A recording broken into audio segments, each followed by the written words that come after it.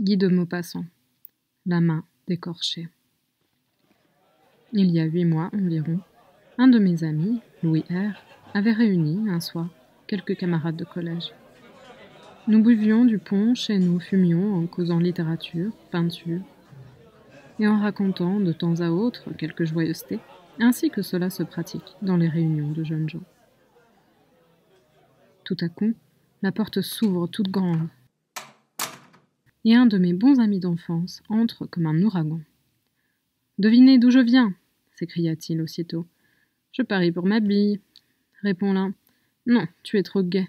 Tu viens d'emprunter de l'argent, d'enterrer ton oncle ou de mettre ta montre chez ma tante » reprend un autre. « Tu viens de te griser » riposte un troisième.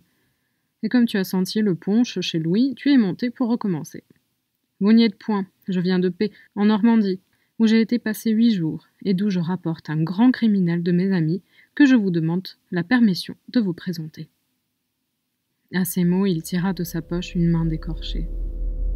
Cette main était affreuse, noire, sèche, très longue et comme crispée. Les muscles, d'une force extraordinaire, étaient retenus à l'intérieur et à l'extérieur par une lanière de peau parcheminée. Les ongles jaunes, étroits, étaient restés au bout des doigts. Tout cela sentait le scélérat d'une lieue. « Figurez-vous, dit mon ami, qu'on vendait l'autre jour les défroques d'un vieux sorcier bien connu dans la contrée. Il allait au sabbat tous les samedis sur un manche à balai, pratiquait la magie, blanche et noire, donnait aux vaches du lait bleu et leur faisait porter la queue comme celle du compagnon de saint Antoine.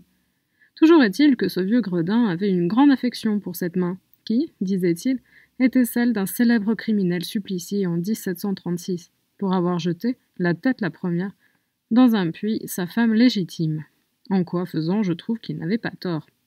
Puis pendu au clocher de l'église le curé qui l'avait marié. Après ce double exploit, il était allé courir le monde, et dans sa carrière, aussi courte que bien remplie, il avait détroussé 12 voyageurs, enfumé une 20aine de moines dans leur couvent, et fait un sérail d'un monastère de religieuses. « Mais que vas-tu faire de cette horreur » nous écriâmes-nous. « Eh, parbleu, j'en ferai mon bouton de sonnette pour effrayer mes créanciers. »« Mon ami, » dit Henry Smith, un grand Anglais, très flegmatique. « Je crois que cette main est tout simplement de la viande indienne conservée par un procédé nouveau. Je te conseille d'en faire du bouillon. » « Ne raillez pas, messieurs, » reprit avec le plus grand sang-froid un étudiant en médecine aux 3/4 gris. « Et toi, Pierre, si j'ai un conseil à te donner, fais enterrer chrétiennement ce débris humain, de crainte que son propriétaire ne vienne te le redemander. Et puis, elle a peut-être pris de mauvaises habitudes, cette main, car tu sais le proverbe, qui a tué, tuera. »« Et qui a bu, boira, » reprit l'amphitryon. Là-dessus, il versa à l'étudiant un grand verre de punch. L'autre l'avala d'un seul trait et tomba, ivre-mort, sous la table. Cette sortie fut accueillie par des rires formidables. Et Pierre, élevant son verre et saluant la main, « Je bois, dit-il, à la prochaine visite de ton maître. » Puis on parla d'autre chose, et chacun rentra chez soi.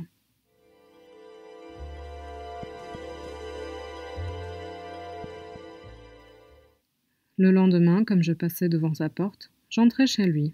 Il était environ 2 heures. Je le trouvais lisant et fumant. « Eh bien, comment vas-tu » lui dis-je. « Très bien, » me répondit-il. « Et ta main ?»« Ma main, tu as dû la voir à ma sonnette, où je l'ai mise hier soir en rentrant. Mais à ce propos, figure-toi qu'un imbécile quelconque, sans doute pour me faire une mauvaise farce, est venu carillonner à ma porte vers minuit. J'ai demandé qui était là, mais comme personne ne répondait, je me suis recouché et rendormi. En ce moment, on sonna.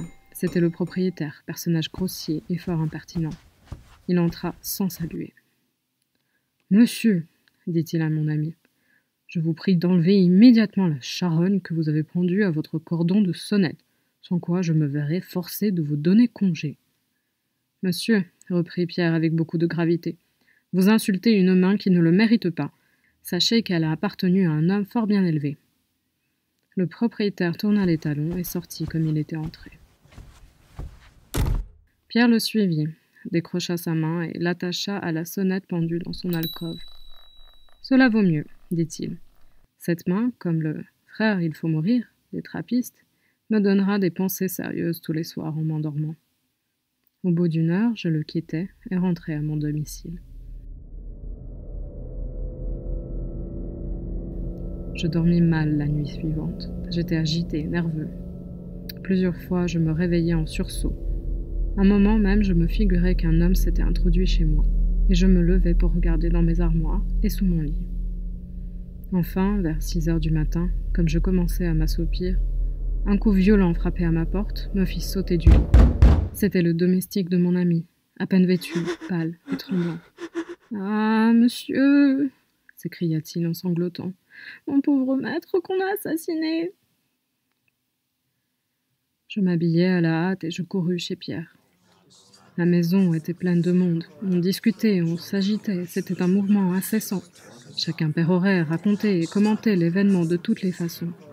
Je parvins à grand-peine jusqu'à la chambre. La porte était gardée. Je me nommai, on me laissant entrer.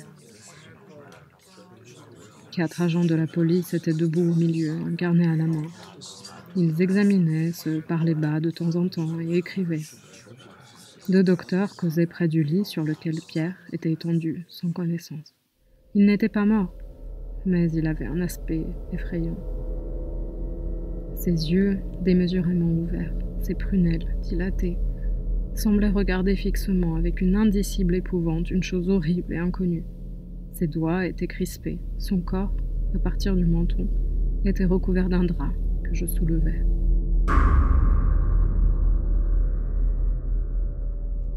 Il portait au cou les marques de 5 doigts qui s'étaient profondément enfoncés dans la chair. Quelques gouttes de sang maculaient sa chemise. En ce moment, une chose me frappa. Je regardai par hasard la sonnette de son alcôve. La main d'écorché n'y était plus. Les médecins l'avaient sans doute enlevée pour ne point impressionner les personnes qui entreraient dans la chambre du blessé, car cette main était vraiment affreuse. Je ne m'informais point de ce qu'elle était devenue. Je coupe maintenant, dans un journal du lendemain, le récit du crime avec tous les détails que la police a pu se procurer. Voici ce qu'on y lisait. Un attentat horrible a été commis hier sur la personne d'un jeune homme, M. Pierre B., étudiant en droit, qui appartient à une des meilleures familles de Normandie. Ce jeune homme était rentré chez lui vers 10 heures du soir. Il renvoya son domestique, M. Bouvin, en lui disant qu'il était fatigué et qu'il allait se mettre au lit. Vers minuit, cet homme fut réveillé tout à coup par la sonnette de son maître qu'on agitait avec fureur. Il eut peur, alluma une lumière et attendit. La sonnette se tut environ 1 minute, puis reprit avec une telle force que le domestique, éperdu de terreur, se précipita hors de sa chambre et alla réveiller le concierge. Ce dernier courut avertir la police et, au bout d'un quart d'heure environ, 2 agents enfonçaient la porte. Un spectacle horrible s'offrit à leurs yeux. Les meubles étaient renversés. Tout indiquait qu'une lutte terrible avait eu lieu entre la victime et le malfaiteur. Au milieu de la chambre, sur le dos, les membres raides, la face livide et les yeux effroyablement dilatés, le jeune Pierre B. gisait sans mouvement. Il portait au cou les empreintes profondes de 5 doigts. Le rapport du docteur Bourdeau, appelé immédiatement, dit que l'agresseur devait être doué d'une force prodigieuse et avoir une main extraordinairement maigre et nerveuse, car les doigts qui ont laissé dans le cou comme 5 trous de balles s'étaient presque rejoints à travers les chairs. Rien ne peut faire soupçonner le mobile du crime, ni quel peut en être l'auteur. On lisait le lendemain dans le même journal. Monsieur Pierre B., la victime de l'effroyable attentat que nous racontions hier, a repris connaissance après 2 heures de soins assidus donnés par monsieur le docteur Bourdeau. Sa vie n'est pas en danger, mais on craint fortement pour sa raison. On n'a aucune trace du coupable.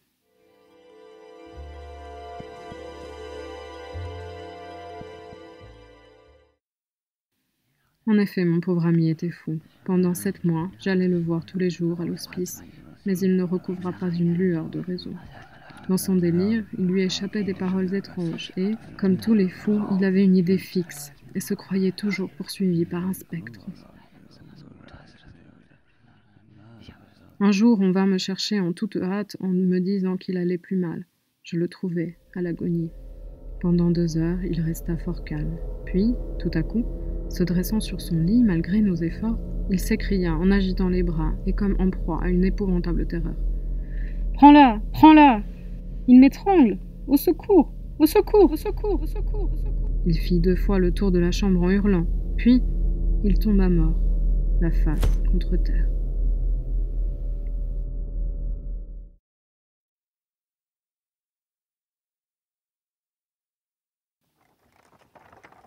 Comme il était orphelin, je fus chargé de conduire son corps au petit village de Paix, en Normandie, où ses parents étaient enterrés. C'est de ce même village qu'il venait, le soir où il nous avait trouvés buvant du punch chez Louis R, et où il nous avait présenté sa main décorchée.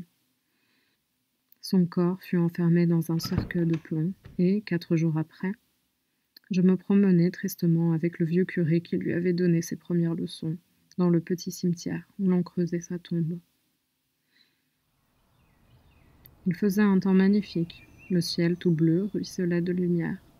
Les oiseaux chantaient dans les ronces du talus, où, bien des fois, enfants tous deux, nous étions venus manger des mûres.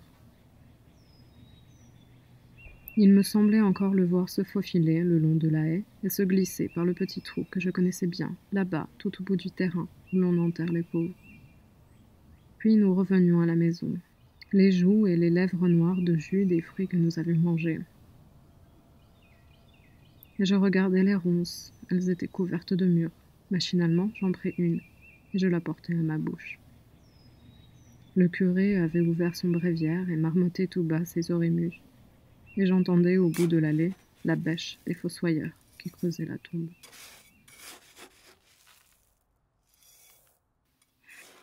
Tout à coup, ils nous appelèrent. Le curé ferma son livre et nous allâmes voir ce qu'ils nous voulaient. Ils avaient trouvé un cercueil.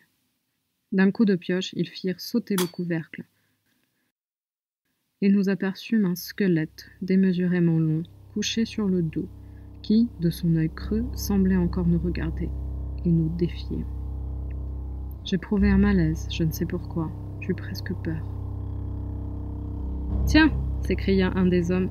« Regardez donc, le gredin a un poignet coupé, voilà sa main. » Et il ramassa à côté du corps une grande main desséchée qu'il nous présenta.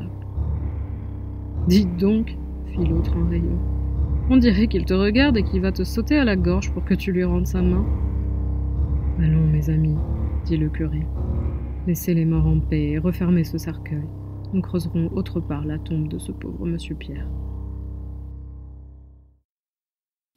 Le lendemain, tout était fini, et je reprenais la route de Paris, après avoir laissé 50 francs au vieux curé pour dire des messes pour le repos de l'âme de celui dont nous avions ainsi troublé la sépulture.